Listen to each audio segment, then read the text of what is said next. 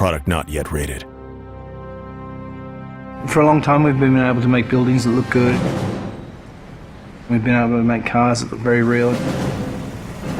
The level of realism goes up and up and up. With previous kind of technologies that you'd use, like facial motion capture, we didn't really ever feel that we could pull that off. You could never really tell whether someone was lying or not. With this technology, what you see is what you get. I'm always happy to help the LAPD.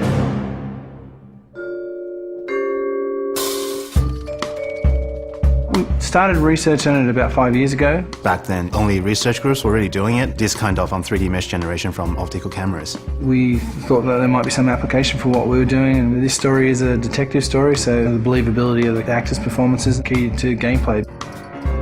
That's one of the key strengths of our system. We can actually see all the subtle features that animation traditional ones just can't do. Cole Phelps, traffic. What have we got?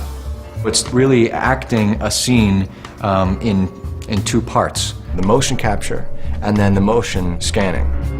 The motion capture captures all the body movements and where people look, so it gives you all of the eye lines. Regulator valve. Good find. Then we'd move over to this studio where an actor would typically go into makeup in the morning and then they'd have their hair done in a 1940s hairstyle. Then they'd come into a room and sit in a seat behind me, and what the rig does is just capture a volume around them. You've got cameras not only around, but also looking upward and downward as well. So any kind of movement is going to cut out some of the information. And they deliver their lines, and as they talk, they get processed and turned into 3D. And action. So the guys' names that I've been seeing doing the repairs on the heaters, they're fully licensed and accredited. We go from 2D videos to 3D meshes. I think you're lying, Rasik. I think some of your men aren't fully licensed. To compressed versions for the game. I think some of your men aren't fully licensed. You're desperate to cover your sales. The level of detail is just so high that they're just like a real person in life. You're gonna lose your wife and probably end up in the big house. I hope she was worth it. Being in the depth analysis room is a process that most people have never experienced. It's such a new technology. It's a constant close-up is what it is, but it's a close-up from 360 degrees. There's something pretty special about knowing that you will be recreated but in another type of form. I saw myself today. Blow it off, Cole. These artsy-fartsy types always get a little flighty. It's me. LAPD, drop the weapon! Hey, you think I'm some kind of nut job?